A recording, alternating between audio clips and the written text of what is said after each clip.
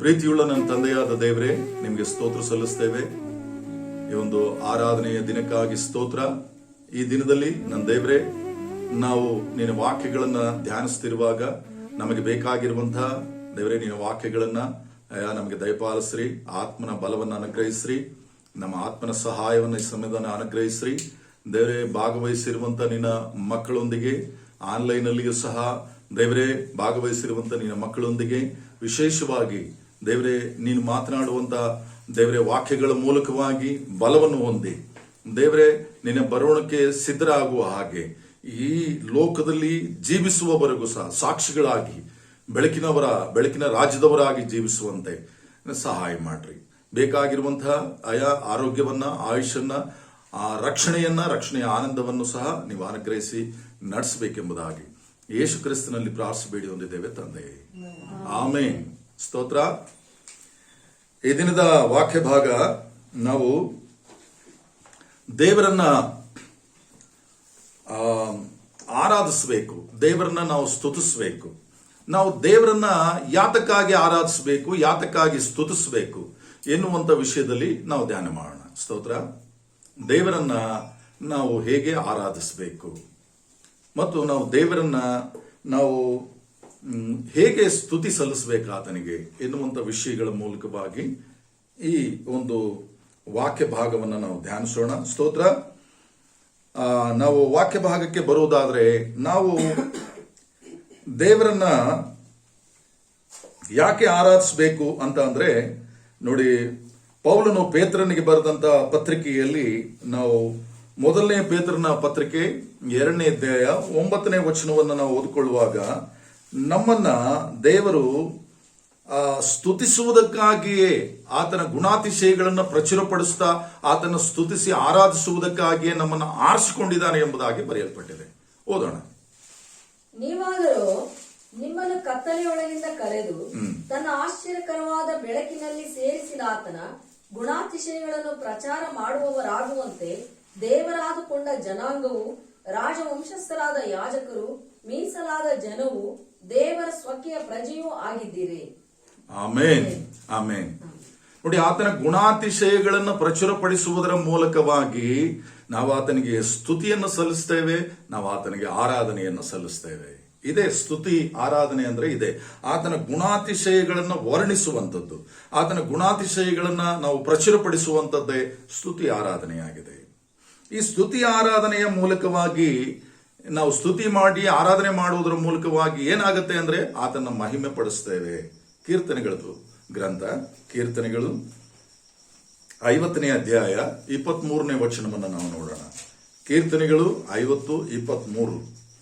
ಯಾರು ಸ್ತುತಿ ಯಜ್ಞವನ್ನು ಸಮರ್ಪಿಸುತ್ತಾರೋ ಅವರೇ ನನ್ನನ್ನು ಗೌರವಿಸುವವರು. ಆಮೇನ್. ತಮ್ಮ ನಡತೆಯನ್ನು ಸರಿಪಡಿಸಿಕೊಳ್ಳುವವರಿಗೆ ನನ್ನ ವಿಶೇಷವಾದ ರಕ್ಷಣೆಯನ್ನು ತೋರಿಸುವೆನು. ಹಲ್ಲೆಲೂಯಾ. ಯಾರು ಸ್ತುತಿ ಯಜ್ಞವನ್ನು ಸಮರ್ಪಿಸುತ್ತಾರೋ ಅವರೇ ನನ್ನನ್ನು ಗೌರವಿಸುವಂತವರು, ಅವರೇ ನನ್ನನ್ನು ಆರಾಧಿಸುವಂತವರು ಎಂಬುದಾಗಿ ಕೀರ್ತನಕಾರನ ಮೂಲಕವಾಗಿ ನುಡಿದಿರುವಂತ ಮಾತನ್ನ ನಾವು ಓದ್ತಾ ಇದ್ದೇವೆ.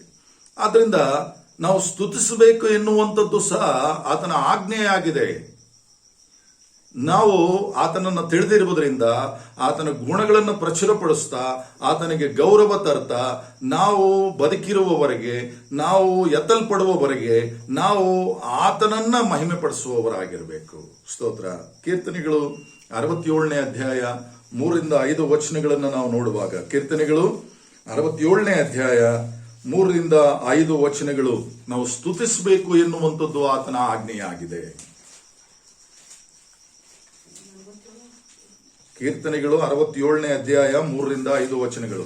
ದೇವರೇ, ಜನಾಂಗಗಳು ನಿನ್ನನ್ನು ಕೀರ್ತಿಸಲಿ, ಸರ್ವ ಜನಾಂಗಗಳು ನಿನ್ನನ್ನು ಕೀರ್ತಿಸಲಿ. ಆಮೇನ್. ನೀನು ಸಮಸ್ತ ದೇಶಗಳವರನ್ನು ನೀತಿಯಿಂದ ಆಳಿ ಭೂ ಪ್ರಜೆಗಳನ್ನೆಲ್ಲ ನಡೆಸುವಾತನಾಗಿರುವುದರಿಂದ ಆಮೆನ್. ಜನಾಂಗಗಳು ಹರ್ಷಿಸಿ ಆನಂದ ಘೋಷ ಮಾಡಲಿ.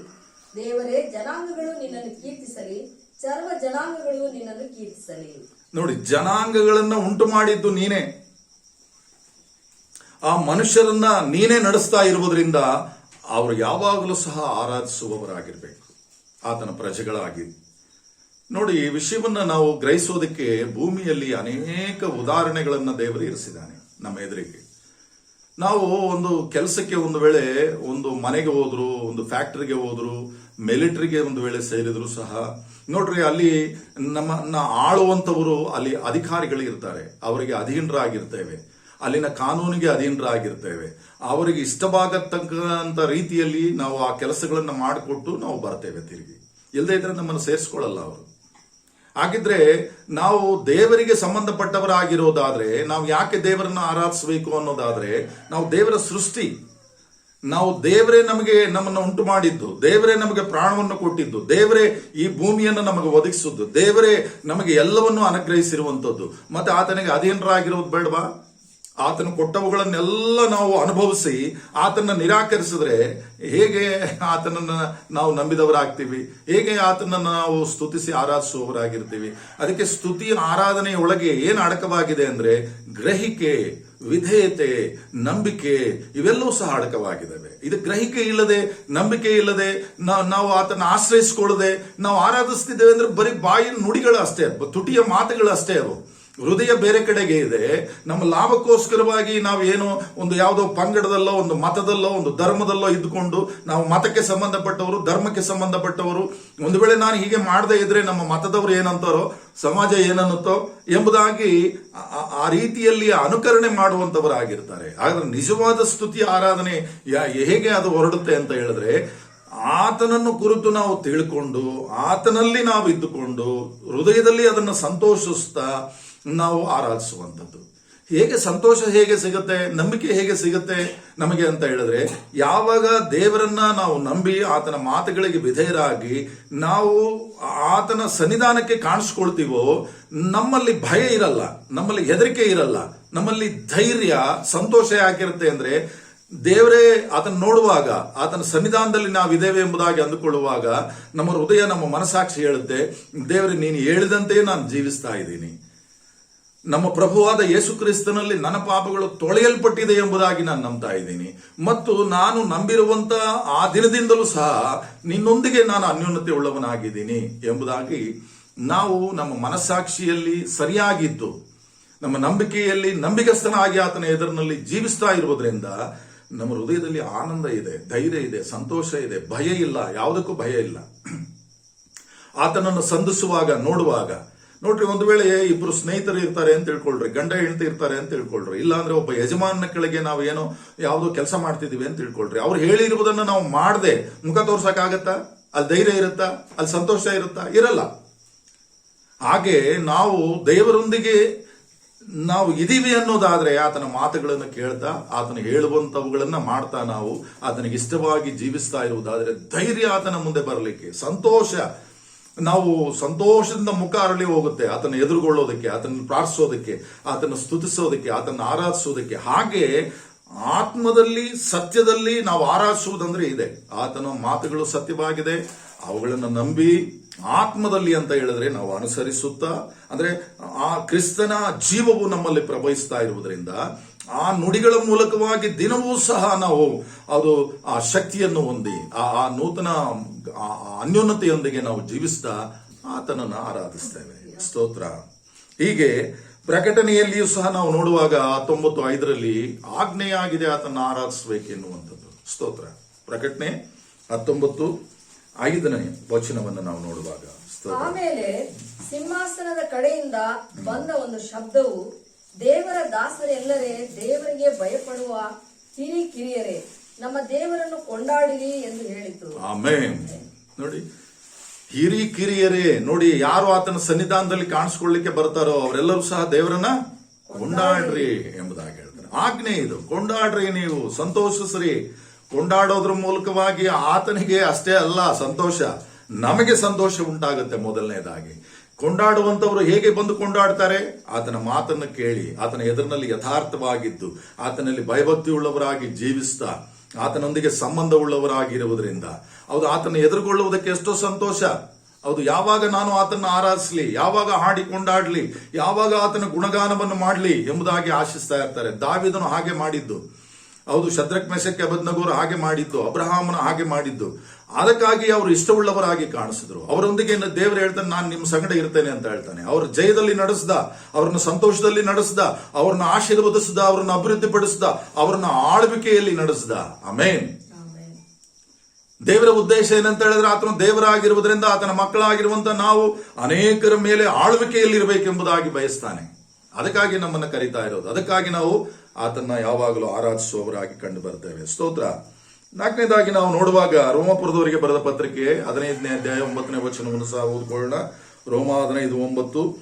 ನಾವು ಏನನ್ನ ಧ್ಯಾನಿಸ್ತಿದ್ದೇವೆ ಅಂದ್ರೆ, ನಾವು ದೇವರನ್ನ ಆರಾಧಿಸೋದು ಯಾಕೆ ಎನ್ನುವಂತ ವಿಷಯವನ್ನ ನಾವು ಧ್ಯಾನಿಸ್ತಾ ಇದ್ದೇವೆ. ಹಾಗಾದ್ರೆ ರೋಮ 15:9 ಬರೆಯಲ್ಪಟ್ಟಿದೆ, ಆತನ ಕನಿಕರಕ್ಕೋಸ್ಕರವಾಗಿ ನಾವು ಆತನ ಸ್ತುತಿಸಿ ಆರಾಧಿಸಬೇಕು. ಆತನು ನಮ್ಮನ್ನ ಕನಿಕರಿಸಿ, ನಾವು ಯೋಗ್ಯರಲ್ಲ, ನಾವು ಪಾಪಿಗಳು, ನಾವು ಕೆಟ್ಟು ಹೋದಂತವರು, ನಾವು ಅನ್ಯೋನ್ಯತೆ ಇಲ್ಲದೆ ಇರುವಂತವರು, ದೇವರಿಂದ ತಳ್ಳಲ್ಪಟ್ಟಂತವರು ದೂರವಾಗಿ.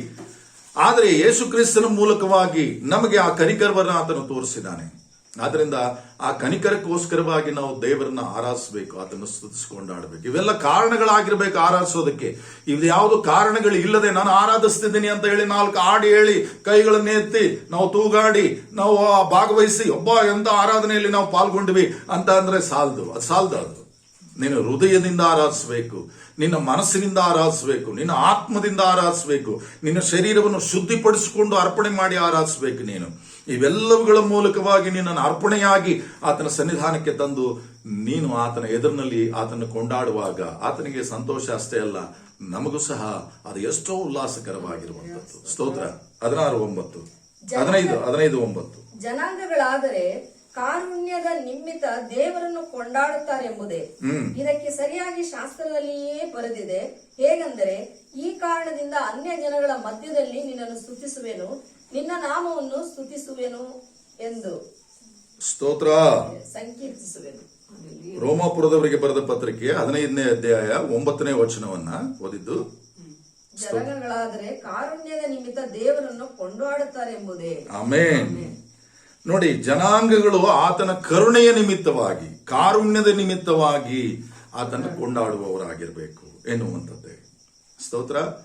ಇವೆಲ್ಲವನ್ನ ನೆನಪು ಮಾಡಿಕೊಳ್ಬೇಕು. ನಮಗೆ ಸ್ತುತಿಸೋದಕ್ಕೆ, ಆರಾಧಿಸೋದಕ್ಕೆ ಗ್ರಹಿಕೆ ಇರಬೇಕು, ಆ ಕಾರಣ ಗೊತ್ತಿರಬೇಕು.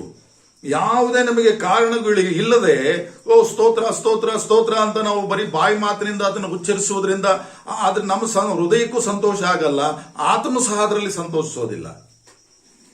ಗ್ರಹಿಕೆ, ನಿಜವಾದ ಸತ್ಯದ ಗ್ರಹಿಕೆ ನಮ್ಮನ್ನು ಆರಾಧಿಸುವವರನ್ನಾಗಿ ಮಾಡುತ್ತೆ. ನಮ್ಮಂದ ಆ ಸಂತೋಷ ಸ್ತುತಿಗಳ ಉದ್ಗಾರಗಳನ್ನು ಹೊರಡಿಸುತ್ತೆ. ನಾವು ಯಾವಾಗ ಸಂತೋಷ ಭರಿತರಾಗ್ತೀವಿ, ಆತನ ಕುರಿತಾಗಿ ತಿಳ್ಕೊಂಡು ಆತನ ಉಪಕಾರಗಳನ್ನು, ಆತನ ಕರುಣೆಯನ್ನು ನಾವು ತಿಳ್ಕೊಂಡಾಗ ಆ ಸ್ತುತಿಗಳಲ್ಲಿ ನಮಗೆ ಸಂತೋಷ ಉದ್ಭವ ಆಗತ್ತೆ.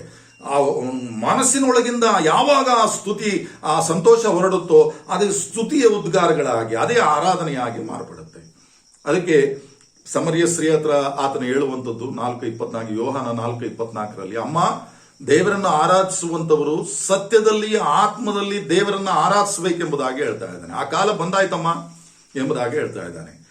ಅದಕ್ಕಾಗಿ ಸತ್ಯ ಯಾವುದಂದ್ರೆ ಆತನ ವಚನಗಳೇ. ಆತನ ವಚನಗಳನ್ನು ಓದಿ ನಮ್ಮನ್ನು ಪರೀಕ್ಷಿಸಿಕೊಂಡು ಆತನ ಕರುಣೆಯಲ್ಲಿ, ಆತನ ಕೃಪೆಯಲ್ಲಿ ನಾವು ರಕ್ಷಿಸಲ್ಪಟ್ಟು ನಾವು ಆನಂದಿಸುವವರಾಗಿ, ಅನ್ಯೋನ್ಯತೆ ಉಳ್ಳವರಾಗಿ ಸಂಬಂಧದಲ್ಲಿ ಬಂದು ಆತನನ್ನ ಎದುರುಗೊಳ್ಳುವಾಗ ಎಷ್ಟು ಸಂತೋಷ, ಎಷ್ಟೋ ಸಂತೋಷ, ಎಷ್ಟೋ ಸಂತೋಷ.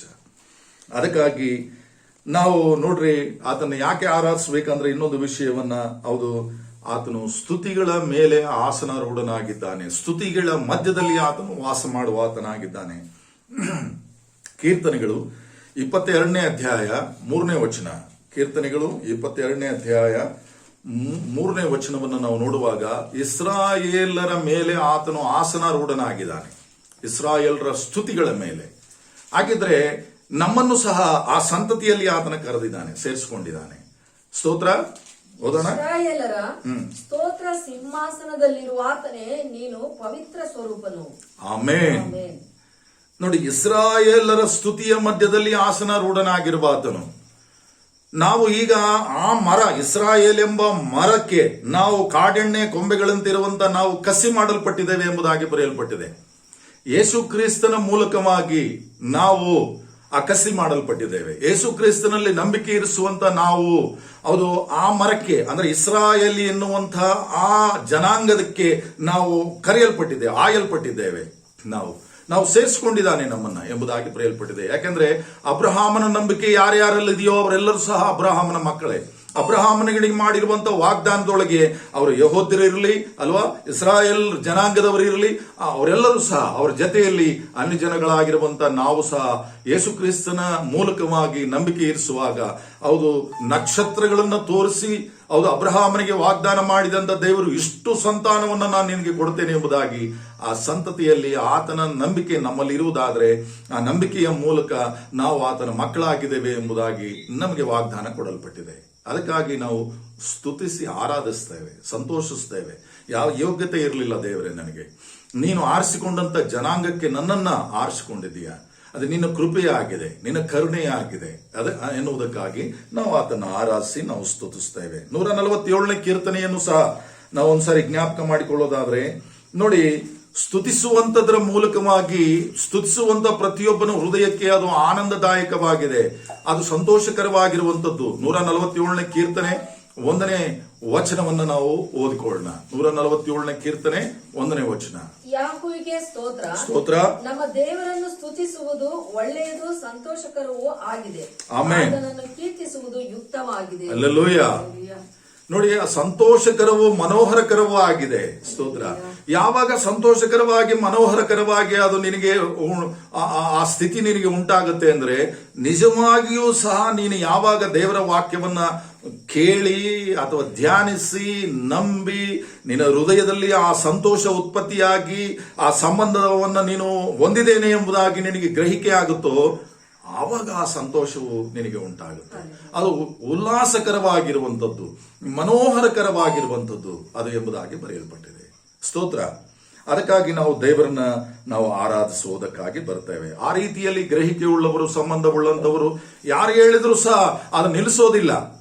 ಅದಕ್ಕಾಗಿ ನೋಡಿ, ಎಲ್ಲಿ ಯಾರ್ಯಾರು ಆ ರೀತಿಯಲ್ಲಿ ಅವರು ಒಂದು ವೇಳೆ ಸ್ತುತಿಸಿದ್ರು ನಂಬಿದ್ರು ಎಂಬುದಾಗಿ ನಾವು ನೋಡೋದಾದ್ರೆ ನೋಡಿ, ಸೆರೆಮನೆಗಳಲ್ಲಿ ಸ್ತುತಿಸಿ ಕೊಂಡಾಡ್ತಾ ಇದ್ದಾರೆ.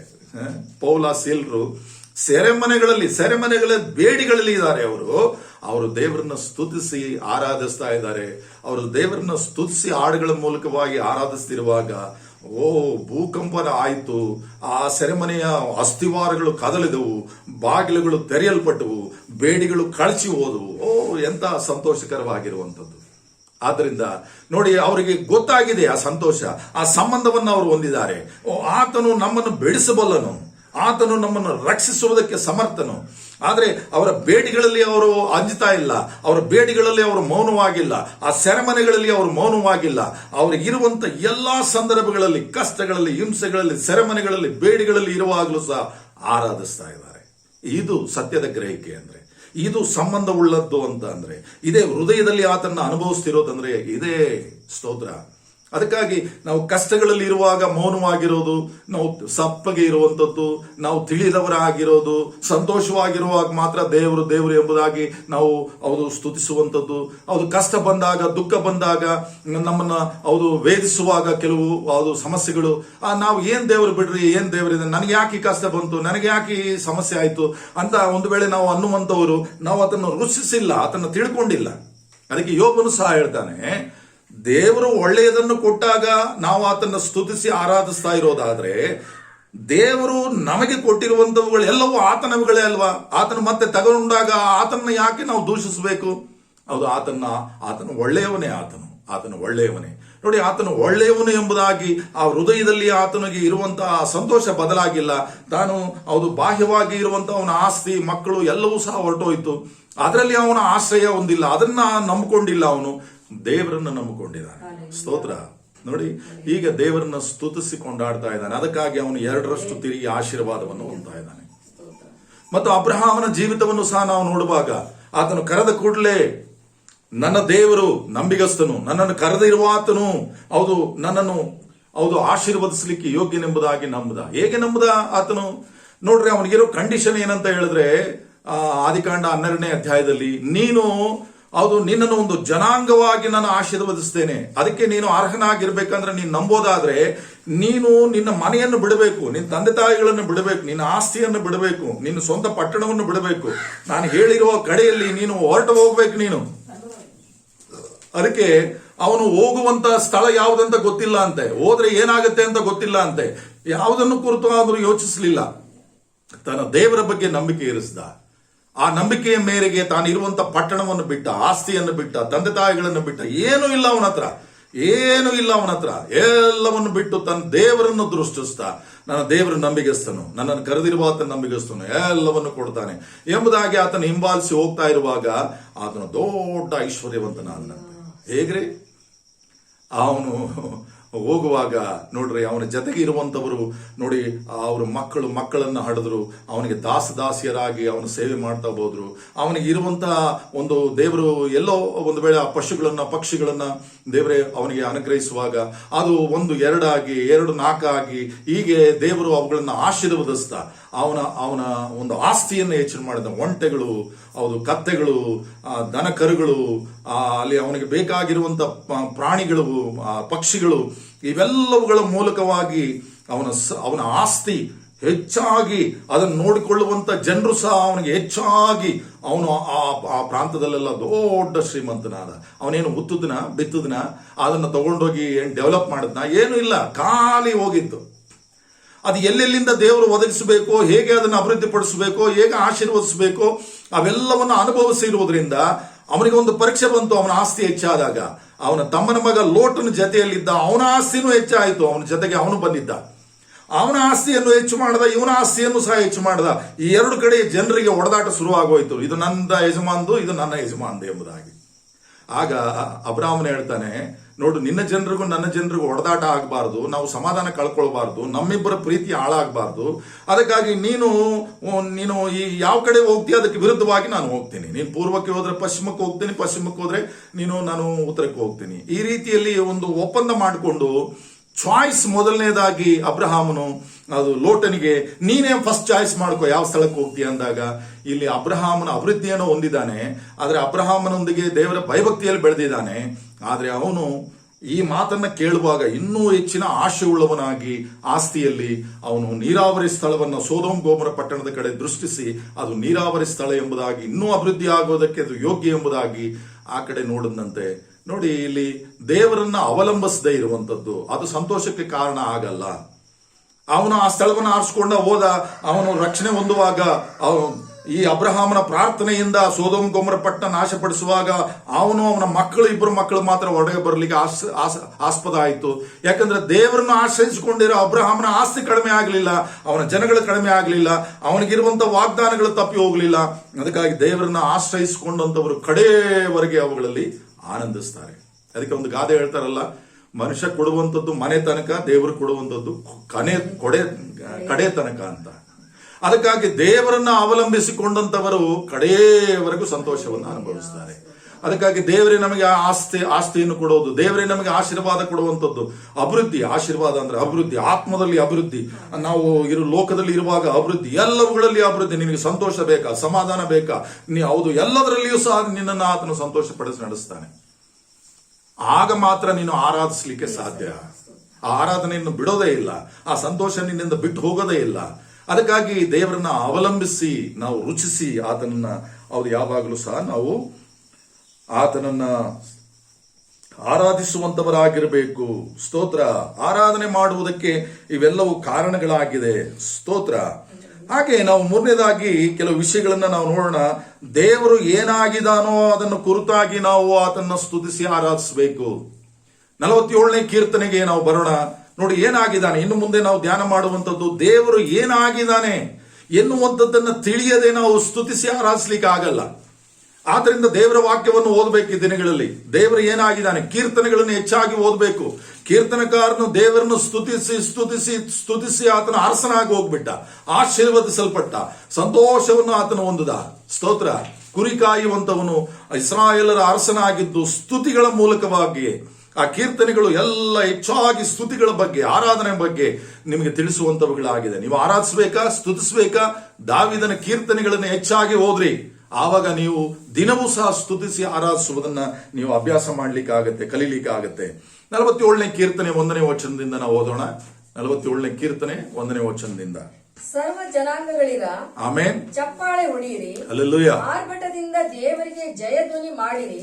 ಪರಾತ್ಪರನಾದ ಯೆಹೋವನು ಭಯಂಕರನಾಗಿದ್ದಾನೆ, ಆತನು ಭೂಲೋಕಕ್ಕೆಲ್ಲ ಆದಿರಾಜನಾಗಿದ್ದಾನೆ. ಆತನು ಭಯಂಕರನಾಗಿದ್ದಾನೆ, ಭೂಲೋಕಕ್ಕೆಲ್ಲ ಆತನು ಅರಸನಾಗಿದ್ದಾನೆ. ಅದಕ್ಕಾಗಿ ನೀನು ದೇವರನ್ನ ಸ್ತುತಿಸಿ ನೀನು ಆರಾಧಿಸಬೇಕು. ಆತನು ಜನಾಂಗಗಳನ್ನು ನಮಗೆ ಅಧೀನಪಡಿಸಿ ಪರಕುಲದವರನ್ನು ನಮ್ಮ ಕಾಲ ಕೆಳಗೆ ಹಾಕಿದ್ದಾನೆ. ಆತನು ಯಾಕೋಬ ವಂಶದವರಾದ ನಮ್ಮನ್ನು ಪ್ರೀತಿಸಿ ನಾವು ಅಭಿಮಾನಿಸುವ ಸ್ವಾಸ್ಥ್ಯವನ್ನು ನಿರ್ಣಯಿಸಿಕೊಟ್ಟಿದ್ದಾನೆ. ಆಮೇನ್. ನೋಡಿ, ಈ ಐಗುಪ್ತ ದೇಶದಲ್ಲಿ ಇದ್ದಂತ ಈ ಜನರನ್ನ ತನ್ನ ಜನವಾಗಿ ಆರಿಸಿಕೊಂಡು ಅನ್ಯ ಜನಗಳನ್ನೆಲ್ಲ ಅವರ ಅಧೀನಕ್ಕೆ ತಂದು ಇವರ ಕೆಳಗೆ ಅವರನ್ನ ಆಳ್ವಿಕೆಯಲ್ಲಿ ಇರಿಸಿ ಇವರನ್ನ ಅರಸುಗಳನ್ನಾಗಿ, ಅಧಿಪತಿಗಳನ್ನಾಗಿ ನೇಮಿಸಿ ನಡೆಸ್ತಾ ಇರುವಂತ ದೇವರಾಗಿರುವುದರಿಂದ ಆರಾಧಿಸಬೇಕು, ಬನ್ನಿ ಆರಾಧಿಸೋಣ ಎಂಬುದಾಗಿ ದಾವೀದನು ಹೌದು ತನ್ನ ಜನಗಳನ್ನ ಕರೀತಾ ಇದ್ದಾನೆ. ಸ್ತೋತ್ರ. ದೇವರು ಜಯಘೋಷದಿಂದ ಏರಿದ್ದಾನೆ, ಯೆಹೋವನು ತುತ್ತೂರಿಯ ಧ್ವನಿಯೊಡನೆ ಆರೋಹಣ ಮಾಡಿದ್ದಾನೆ. ದೇವರನ್ನು ಸಂಕೀರ್ತಿಸಿರಿ, ಕೀರ್ತಿಸಿರಿ, ನಮ್ಮ ಅರಸನನ್ನು ಕೀರ್ತಿಸಿರಿ, ಕೀರ್ತಿಸಿರಿ. ಆಮೆನ್. ದೇವರು ಭೂಲೋಕಕ್ಕೆಲ್ಲ ರಾಜನು, ಆತನನ್ನು ಜ್ಞಾನಯುಕ್ತರಾಗಿ ಕೀರ್ತಿಸಿರಿ. ದೇವರು ಸರ್ವಾಧಿಪತ್ಯವನ್ನು ವಹಿಸಿಕೊಂಡಿದ್ದಾನೆ, ತನ್ನ ಪರಿಶುದ್ಧ ಸಿಂಹಾಸನದಲ್ಲಿ ಕೂತಿದ್ದಾನೆ. ಜನಾಂಗಗಳಲ್ಲಿ ಶ್ರೇಷ್ಠರಾದವರು ಅಬ್ರಹಾಮನ ದೇವರ ಪ್ರಜೆಯಾಗಿರುವುದಕ್ಕೆ ಕೂಡಿ ಬರುತ್ತಾರೆ. ಯಾಕಂದರೆ ಭೂಪಾಲಕರೆಲ್ಲ ದೇವರಿಗೆ ಅಧೀನರಾಗಿದ್ದಾರೆ, ಆತನೇ ಸರ್ವೋನ್ನತನು. ಆಮೆನ್. ಇದನ್ನು 2-3 ಸಾರಿ, 1ರಿಂದ 9 ವಚನಗಳವರೆಗೆ ನೀವು 2-3 ಸಾರಿ ಅದನ್ನು ಓದಿ ಆ ಭಾಗವನ್ನು ಎದುರಿಗಿಟ್ಕೋಬೇಕು, ಅದನ್ನು ಓದಬೇಕು, ನೀವು ಸ್ತುತಿಸಬೇಕು. ಇಸ್ರಾಯೇಲರಿಗೆ ಆತನು ಅರಸನಾಗಿದ್ದು ಆತನು ಅವರನ್ನು ನಡೆಸ್ತಾ ಬಂದಿರುವುದರಿಂದ ಅವರು ಆರಾಧಿಸ್ತಾ ಇದ್ದಾರೆ. ನಾವೇನಾಗಿ ಅದನ್ನು ಆರಾಧಿಸ್ತಾ ಇದ್ದೇವೆ? ನಮ್ಮ ರಕ್ಷಕನು, ನಮ್ಮ ಪ್ರಭುವಾದ ಯೇಸು ಕ್ರಿಸ್ತರಲ್ಲಿ ನಮ್ಮನ್ನು ರಕ್ಷಿಸಿ ನಮ್ಮನ್ನು ಮಕ್ಕಳನ್ನಾಗಿ ಆರಿಸಿಕೊಂಡು ನಮ್ಮನ್ನು ಯಾಜಕ ಸೇವೆಯಲ್ಲಿ ತೊಡಗಿಸ್ತಾ ಅನೇಕರನ್ನ ಪ್ರೀತಿಸೋದಕ್ಕೆ, ಅನೇಕರ ಮೇಲೆ ದೊರೆತನ ಮಾಡೋದಕ್ಕೆ ನಮ್ಮನ್ನು ಆತನ ಆರಿಸಿಕೊಂಡಿರುವುದರಿಂದ ಆತ್ಮಿಕವಾದಂತ ದೊರೆತನ, ಆತ್ಮಿಕವಾದ ಆಳ್ವಿಕೆ, ಆತ್ಮಿಕವಾದ ಸಂತೋಷದಲ್ಲಿ ನಾವು ಆತನ ಪ್ರಜೆಗಳಾಗಿ ನಾವು ಈ ದಿನಗಳಲ್ಲಿ ಜೀವಿಸ್ತಾ ಆತ್ಮದಲ್ಲಿ ಸತ್ಯದಲ್ಲಿ ನಾವು ಆರಾಧಿಸುವ ಹಾಗೆ ನಮ್ಮನ್ನು ಆತನ ಆರಿಸಿಕೊಂಡಿದ್ದಾನೆ. ಸ್ತೋತ್ರ. ಅದಕ್ಕಾಗಿ ನಾವು ಆತನ ಸ್ತುತಿಸಿ ಆರಾಧಿಸಬೇಕು.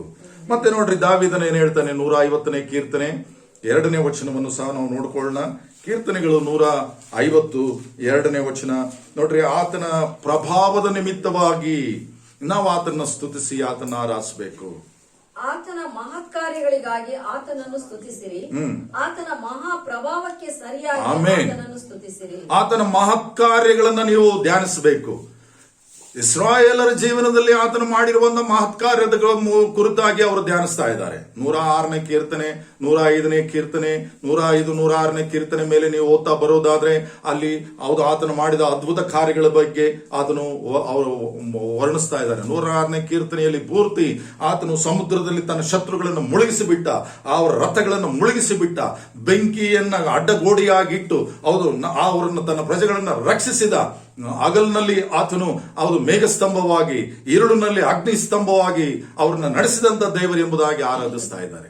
ಹಾಗಾದ್ರೆ ನೀನು ಹೇಗೆ ಆರಾಧಿಸ್ತಾ ಇದೆಯಾ? ನಿನ್ನ ರೋಗಗಳಿಂದ ಗುಣಪಡಿಸಿರುವಂತ ದೇವರು, ನಿನ್ನ ಪಾಪಗಳನ್ನ ಕ್ಷಮಿಸಿರುವಂತ ದೇವರು, ನಿನ್ನನ್ನು ಸಮಾಧಾನ ಸಂತೋಷಗಳಲ್ಲಿ ತುಂಬಿಸಿರುವಂತ ದೇವರು, ಈ ದಿನಗಳಲ್ಲಿ ನಿನಗೆ ನಂಬಿಕೆ ನಿರೀಕ್ಷೆಗಳನ್ನ ಒದಗಿಸಿ ನಡೆಸ್ತಾ ಇರುವಂತ ದೇವರು. ನೀನು ಈ ದಿನ ಬದುಕಿರುವುದಾದ್ರೆ ಆತನ ಕೃಪೆಯಲ್ಲಿಯೇ ಹೀಗೆ ಒಂದೊಂದು ವಿಷಯಗಳನ್ನ ನೀವು ಧ್ಯಾನಿಸುತ್ತಾ ಹೌದು ನೀವು ಆತನ್ನು ಸ್ತುತಿಸಿ ಕೊಂಡಾಡುವುದಕ್ಕಾಗಿ ಈ ವಚನಗಳು ನಮಗೆ ಆಧಾರವುಳ್ಳವುಗಳಾಗಿವೆ. ಸ್ತೋತ್ರ. 148ನೇ ಕೀರ್ತನೆಯನ್ನು ಸಹ ನಾವು ನೋಡಿಕೊಳ್ಳೋಣ. 148ನೇ ಕೀರ್ತನೆ 5ನೇ ವಚನವನ್ನು ಸಹ ನಾವು ನೋಡೋದಾದ್ರೆ ಆತನು ಸೃಷ್ಟಿಕರ್ತನಾಗಿದ್ದಾನೆ. ಸೃಷ್ಟಿ ಆತನದೇ, ಈ ಸೃಷ್ಟಿಯಲ್ಲಿ ಇರುವಂತವುಗಳೆಲ್ಲವೂ ಆತನದೇ. ಆ ಸೃಷ್ಟಿಯಲ್ಲಿ ನಮ್ಮನ್ನು ಇರಿಸಿದ್ದಾನೆ. ಹೌದು, ಸೃಷ್ಟಿಯನ್ನು ನಾವು ಅನುಭವಿಸ್ತಾ ಇದ್ದೇವೆ. ಸೃಷ್ಟಿಯಲ್ಲಿ ನಮಗೆ ಬೇಕಾಗಿರುವಂತಹ ಗಾಳಿ, ನೀರು, ಮಳೆ, ಆಹಾರ ಎಲ್ಲವೂ ಸಹ ನಮಗೆ ಅದು ಉಚಿತವಾಗಿ ಸಿಗ್ತಾ ಇದ್ದಾವೆ. ಆದ್ರಿಂದ ನಾವು ದೇವರನ್ನು ಸ್ತುತಿಸಿ ಆರಾಧಿಸಬೇಕು, ಕೊಂಡಾಡಬೇಕು. ಸ್ತೋತ್ರ. 148ನೇ ಕೀರ್ತನೆ 5ನೇ ವಚನ. ಅವು ಯೆಹೋವನ ನಾಮವನ್ನು ಸ್ತುತಿಸಲಿ, ಆತನು ಅಪ್ಪಣೆ ಕೊಡಲು ಅವು ಉಂಟಾದವು. ಆಮೆನ್. ನೋಡಿ, ಆತನು ಅಪ್ಪಣೆ ಕೊಡಲು ಅವು ಉಂಟಾದವು. ಆದ್ದರಿಂದ ನಮಗೋಸ್ಕರ ಭೂಮಿಯನ್ನು ದೇವರು ಮನುಷ್ಯರಿಗೆ ನಿವಾಸ ಸ್ಥಾನವಾಗಿ ಕೊಟ್ಟಿದ್ದಾನೆ ಎಂಬುದಾಗಿ ಹೌದು ಆತನು ಹೇಳ್ತಾ ಇರುವಂತಹ ಮಾತುಗಳ ನಿಮಿತ್ತವಾಗಿ ನಾವು ಆತನ್ನು ಸ್ತುತಿಸಿ ಕೊಂಡಾಡೋಣ. ಕೀರ್ತನೆಗಳು 144ನೇ ಅಧ್ಯಾಯ 2ನೇ ವಚನವನ್ನು ಸಹ ನಾವು ನೋಡುವಾಗ ನೋಡಿ, ಇಸ್ರಾಯೇಲರು ಆ ದಿನಗಳಲ್ಲಿ ಹೇಗೆ ಸ್ತುತಿಸಿದರು, ದಾವೀದನು ಹೇಗೆ ಸ್ತುತಿಸಿದ, ಇವೆಲ್ಲವೂ ಸಹ ಇದರಲ್ಲಿ ಬರೆಯಲ್ಪಟ್ಟಿದೆ. ನಮ್ಮ ಸ್ತುತಿಗೆ ಕಾರಣಗಳನ್ನು ಸಹ ಈ ದಿನಗಳಲ್ಲಿ ನಾವು ಅದನ್ನು ಅರಿತು ನಾವು ಸ್ತುತಿಸಿ ಕೊಂಡಾಡಬೇಕಾಗಿದೆ. ನನ್ನ ಪ್ರೀತಿಯು, ನನ್ನ ಕೋಟೆಯು, ನನ್ನ ದುರ್ಗವು, ನನ್ನ ರಕ್ಷಕನು, ನನ್ನ ಗುರಾಣಿಯು, ಆಶ್ರಯವು, ನನ್ನ ಜನವನ್ನು ನನಗೆ ಅಧೀನ ಮಾಡಿದವನು ಆತನೇ. ಸ್ತೋತ್ರ. ನನ್ನ ಕೋಟೆಯು, ನನ್ನ ದುರ್ಗವು, ಸ್ತೋತ್ರ. ಇವುಗಳನ್ನು ನೆನೆಸುವಾಗ ನೋಡಿ, ದುರ್ಗ, ಕೋಟೆ ಎಂಬುದಾಗಿ ಹೇಳುವಾಗ ಆ ಮಾತುಗಳು ಏನನ್ನ ತಿಳಿಸ್ತವೆ ನಮಗೆ? ಶತ್ರುಗಳಿಂದ ಕಾಪಾಡುವಂತವನು ಎಂಬುದಾಗಿ ಅರ್ಥ. ಆತನೇ ನನ್ನ ಕೋಟೆ, ಆತನೇ ನನ್ನ ದುರ್ಗವಾಗಿದ್ದಾನೆ. ಅಂದ್ರೆ ಅದರ ಅರ್ಥ ಏನು? ಆ ಕೋಟೆಯಲ್ಲಿ ಇರುವಂತವರು ಯಾವಾಗೂ ಸಮಾಧಾನದಲ್ಲಿ ಇರ್ತಾರೆ, ಸುರಕ್ಷಿತವಾಗಿರ್ತಾರೆ. ಹೌದು, ಈ ಕೋಟೆ ನಮ್ಮನ್ನು ಕಾಪಾಡುತ್ತೆ, ದುರ್ಗವು ನಮ್ಮನ್ನು ಕಾಪಾಡುತ್ತೆ. ಆತನನ್ನೇ ಕೋಟೆಯಾಗಿ, ದುರ್ಗವಾಗಿ ನಾವು ನೆನೆಸಿ ನಾವು ಆಶ್ರಯಿಸಿಕೊಂಡು ನಾವು ಜೀವಿಸುವಾಗ ಶತ್ರುಗಳ ಭಯ ಇರೋದಿಲ್ಲ. ಯಾರು ಶತ್ರುಗಳು ಈ ದಿನಗಳಲ್ಲಿ ನಮಗೆ? ಹೌದು, ಎಫೆಸದಲ್ಲಿ ನಾವು 6ನೇ ಅಧ್ಯಾಯವನ್ನು ನಾವು ನೋಡುವಾಗ ಅಲ್ಲಿ ಬರೆಯಲ್ಪಟ್ಟಿದೆ. ಹೌದು, ದುರಾತ್ಮ ಸೇನೆಗಳು, ಹೌದು, ಅಂಧಕಾರ ಶಕ್ತಿಗಳು, ಹೌದು, ಮನುಷ್ಯರಲ್ಲಿ ವಿರೋಧಿ ಅನೇಕರನ್ನ ವಿರೋಧವಾಗಿ ಎಬ್ಬಿಸಿ ಹೌದು ಆತನು ನಮಗೆ ವಿರೋಧವಾಗಿದ್ದಾನೆ ಅಂತ ಇದೆ. ಅವರೆಲ್ಲರ ಮಧ್ಯದಲ್ಲಿ ನಾವು ಇರುವುದರಿಂದ ನಾವು ಆತನ ಆಶ್ರಯ ದುರ್ಗವಾಗಿ, ಕೋಟೆಯಾಗಿ ನಾವು ಆಶ್ರಯಿಸಿಕೊಂಡಾಗ ಪ್ರತಿ ದಿನವೂ ಸಹ ನಾವು ಆತನ್ನು ಸ್ತುತಿಸಿ ಆರಾಧಿಸಲಿಕ್ಕೆ ಸಾಧ್ಯ ಆಗುತ್ತೆ. ಸ್ತೋತ್ರ. ಹಾಗೆ ಆತನನ್ನ ನಾವು ನೋಡುವಾಗ ನೋಡಿ, ಕೀರ್ತನೆಗಳು 147ನೇ ಕೀರ್ತನೆ 3ನೇ ವಚನ, 147ನೇ ಕೀರ್ತನೆ 3ನೇ ವಚನವನ್ನು ನಾವು ಓದೋಣ. ಮುರಿದ ಮನಸ್ಸುಳ್ಳವರನ್ನು ವಾಸಿ ಮಾಡುತ್ತಾನೆ, ಆಮೆನ್. ಅವರ ಗಾಯಗಳನ್ನು ಕಟ್ಟುತ್ತಾನೆ. ಹಲ್ಲೆಲೂಯಾ. ಸ್ವಸ್ಥಪಡಿಸುವ ಆತನೇ ಎಂಬುದಾಗಿ ಅದರ ಅರ್ಥ. ಯಾರಿಗೆ ಸ್ವಸ್ಥಪಡಿಸ್ತಾನೆ? ಮುರಿದ ಮನಸ್ಸುಳ್ಳವರಿಗೆ.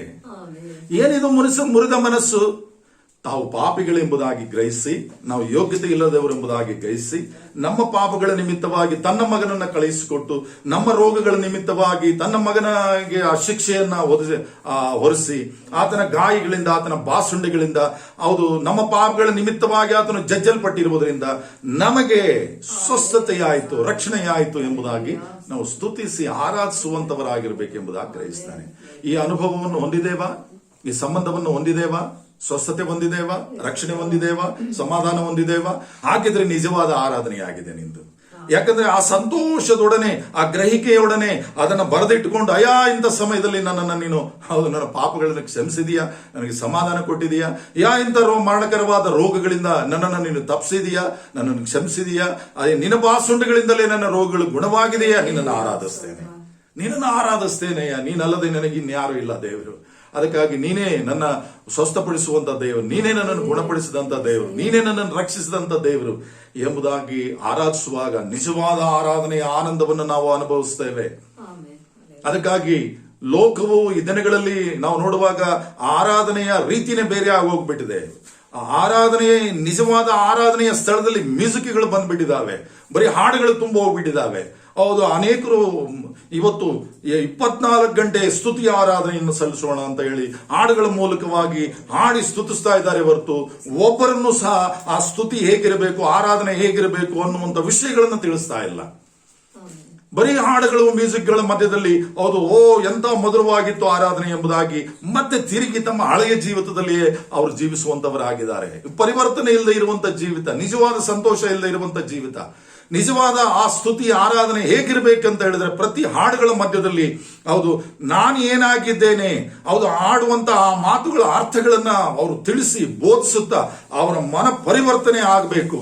ಅವರು ನಿಜವಾಗಿ ಆತನ ಆಶ್ರಯಿಸಿಕೊಂಡು ತಮ್ಮ ಪಾಪಗಳನ್ನು ಕ್ಷಮಿಸಿದ ಆತನು, ನಮ್ಮನ್ನು ರಕ್ಷಿಸಿದ ಆತನು, ಗುಣಪಡಿಸಿದ ಆತನು, ನಮ್ಮನ್ನು ಪ್ರತಿದಿನ ನಡೆಸುತ್ತಿರುವ ಆತನು ಈತನೇ ಎಂಬುದಾಗಿ ಅದನ್ನು ವರ್ಣಿಸಿ ನಂಬಿಕೆಯನ್ನ ಅವರಲ್ಲಿ ಹೆಚ್ಚಿಸುತ್ತಾ ಅವರನ್ನು ದೇವರ ಸಮೀಪಕ್ಕೆ ನಡೆಸುತ್ತಾ ಹೃದಯಗಳಲ್ಲಿ ಅವರು ಆನಂದಿಸಿ ಅವರನ್ನ ಹಾಡುಗಳಲ್ಲಿ ಅವರು ಸಂತೋಷಿಸಿ ಆರಾಧಿಸುವಂತೆ ನಡೆಸಬೇಕು. ಹಾಡುಗಳು ತಪ್ಪಲ್ಲ, ಮ್ಯೂಸಿಕ್ ತಪ್ಪಲ್ಲ, ಆದ್ರೆ ನಿಜವಾದ ಸತ್ಯವನ್ನ ಬದಿಗಿರಿಸಿ ಕೇವಲ ಮ್ಯೂಸಿಕ್ ಹಾಡುಗಳನ್ನ ನಾವು ತರುವಂತದ್ದು ಅದು ಪ್ರಯೋಜನವಿಲ್ಲದ್ದು. ಯಾಕಂತ ಹೇಳಿದ್ರೆ ಪರಿವರ್ತನೆ ಅವುಗಳ ಮೂಲಕವಾಗಿ ಸಾಧ್ಯ ಇಲ್ಲ. ನಾವು ಸ್ತುತಿಸಬಹುದು, ಆರಾಧಿಸಬಹುದು. ಸ್ತುತಿ ಹಾಡುಗಳ ಮೂಲಕವಾಗಿ ಸ್ತುತಿಸುವುದು ತಪ್ಪಲ್ಲ, ಒಳ್ಳೆ ವಾದ್ಯಗಳ ಮೂಲಕವಾಗಿ ಆರಾಧಿಸುವುದು ತಪ್ಪಲ್ಲ.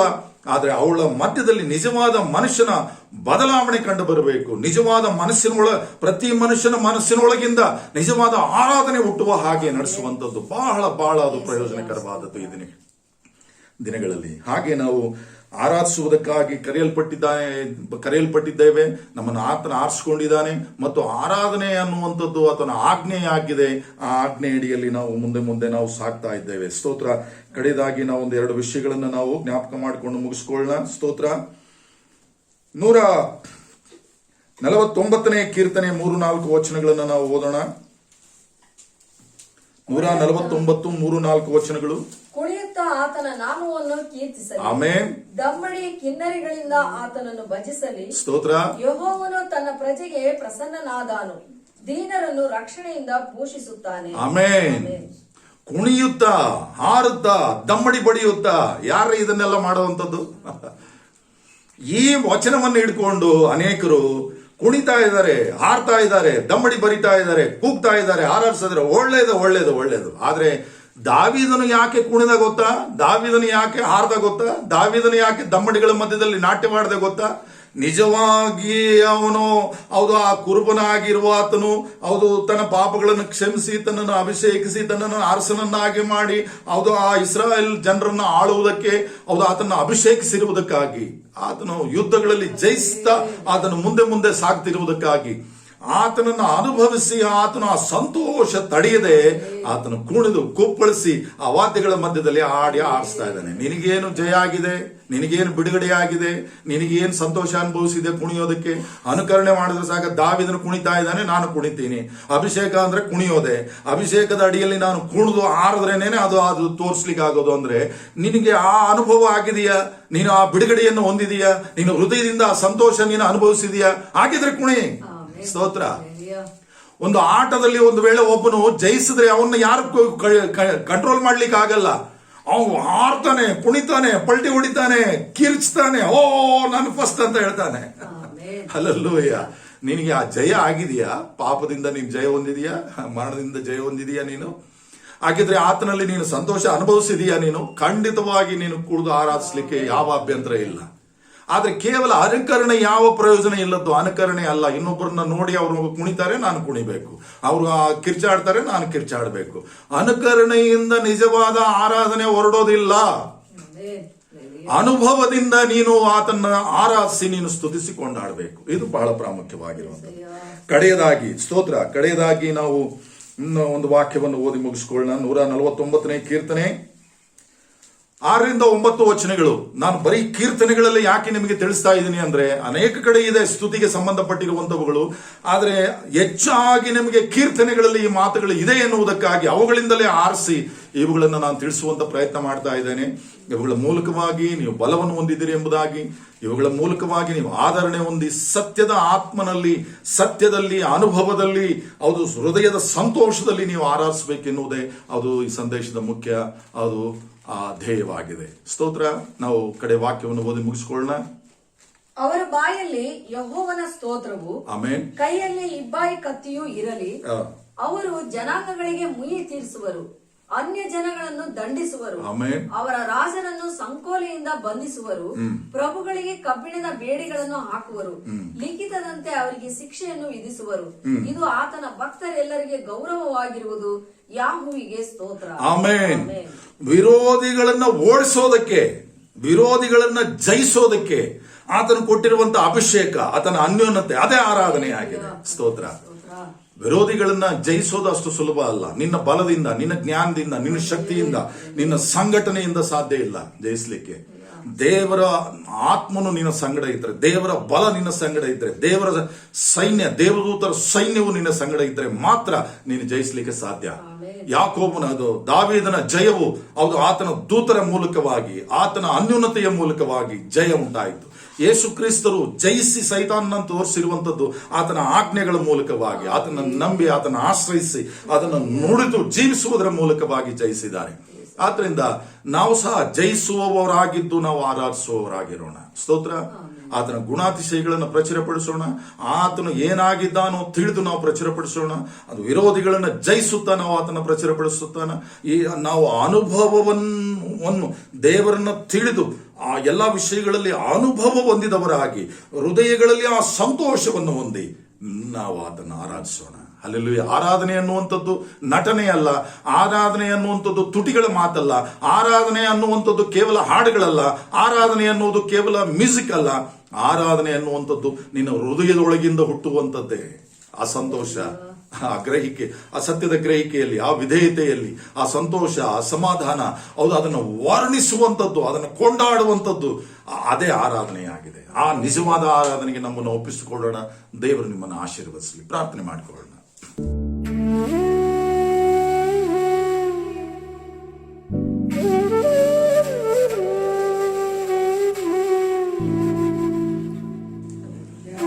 ಪ್ರೀತಿಯುಳ್ಳ ನನ್ನ ತಂದೆಯಾದ ದೇವರೇ, ನಿಮಗೆ ಸ್ತೋತ್ರ. ನಿನ್ನ ಜೀವಳ ವಾಕ್ಯಗಳ ಮೂಲಕವಾಗಿ ಇಲ್ಲಿಯವರೆಗೆ ನಮ್ಮ ಸಂಗಡ ಮಾತನಾಡಿದಕ್ಕಾಗಿ ಸ್ತೋತ್ರ. ಈ ವಾಕ್ಯಗಳನ್ನು ಕೇಳ್ತಿರುವಂತ ನಿನ್ನ ಮಕ್ಕಳು ಮನುಷ್ಯನ ಮಾತುಗಳೆಂಬುದಾಗಿ ತಾತ್ಸಾರ ಮಾಡದೆ, ಇದು ನಿನ್ನ ಮಾತುಗಳು, ನೀನು ನುಡಿದಂತ ಮಾತುಗಳನ್ನ ಆತ್ಮನು ಎಚ್ಚರಿಸಿದ ಆ ರೀತಿಗೆ ಅನುಸಾರವಾಗಿ ನಾವು ಮಾತನಾಡಲಿಕ್ಕೆ ಸಾಧ್ಯವಾಗುವಂತೆ ದೇವರೇ ನೀವು ಕೃಪೆಯನ್ನು ಅನುಗ್ರಹಿಸಿದ್ದೀರಾ. ಆದ್ದರಿಂದ ಈ ಮಾತುಗಳು ನಿನ್ನ ಮಾತುಗಳು ಎಂಬುದಾಗಿ ಯಾರು ಅಂಗೀಕರಿಸ್ತಾರೋ ಅವರು ಅದರ ಲಾಭವನ್ನು ಹೊಂತಾರೆ, ಪ್ರಯೋಜನವನ್ನು ಹೊಂತಾರೆ, ಆತ್ಮನ ಅಭಿಷೇಕವನ್ನು ಹೊಂತಾರೆ ಎಂಬುದಾಗಿ ನಾವು ನಂಬುತ್ತೇವೆ. ಹೀಗೆ ಆನ್ಲೈನಲ್ಲಿ ಭಾಗವಹಿಸಿರುವಂತಹ ಪ್ರತಿಯೊಬ್ಬರನ್ನು ಮತ್ತು ಈ ಸಂದೇಶವನ್ನು ಕೇಳುತ್ತಿರುವಂತ ಪ್ರತಿಯೊಬ್ಬರನ್ನು ಸಹ ಆಶೀರ್ವದಿಸಿ ಅಭಿಷೇಕಿಸಿ ನಡೆಸ್ರಿ. ನಿಜವಾದ ಆರಾಧನೆಯಲ್ಲಿ ನಿಮ್ಮನ್ನು ಆರಾಧಿಸಲಿಕ್ಕೆ ಆಗುವ ಹಾಗೆ ಆ ಕರ್ತನೆ ಅವರಿಗೆ ಬೇಕಾಗಿರುವಂತಹ ಅಭಿಷೇಕದೊಡನೆ ಕರ್ತನೆ ಅವರಿಗೆ ಬೇಕಾಗಿರುವ ಸತ್ಯದ ಜ್ಞಾನದಲ್ಲಿ ಆತ್ಮದಲ್ಲಿ ತುಂಬಿಸಿ ನಡೆಸಬೇಕೆಂಬುದಾಗಿ ನಜರೇತಿನ ಯೇಸು ಕ್ರಿಸ್ತನ ಹೆಸರಿನಲ್ಲಿ ಪ್ರಾರ್ಥಿಸಿ ಬೇಡಿ ಹೊಂದಿಕೊಂಡಿದ್ದೇವೆ ತಂದೆಯೇ. ಆಮೇನ್. ಶಲೋಮ್. ಯೇಸುವೇ ಬಂದಿರುವೆ ನಿನ್ ಬಳಿಗೆ, ಎಲ್ಲವ ತ್ಯಜಿಸಿ ರಕ್ಷಕನೇ ರಕ್ಷಿಸಿದಿ.